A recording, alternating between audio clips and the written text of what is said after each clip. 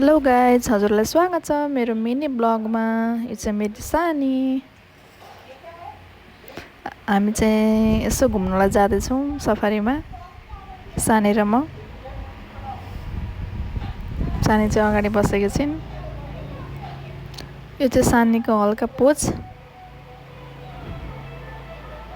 मर्किँदैछिन् सानी।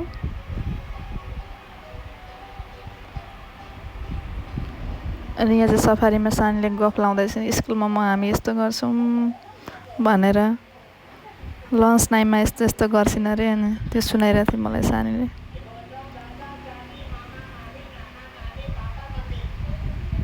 अनि हामीले चाहिँ सफारीमा मस्ती गरेको, चक्लेट खाएर।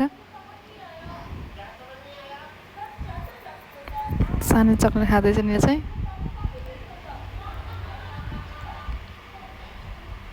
यस्तो बाला छ भन्दै मैले पनि खाएँ थोरै।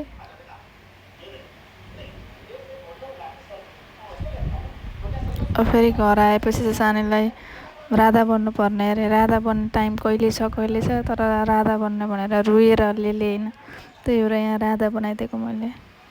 उसको पोज हेरौँ न। यो चाहिँ सब मेरो बिहेको लुगा हो। सानीलाई राधा बन्नुपर्ने अरे। पोज हेरौँ न, पोज।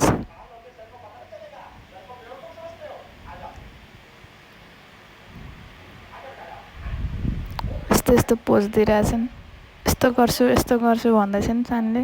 यस्तो गर्छ अरे राधाले चाहिँ।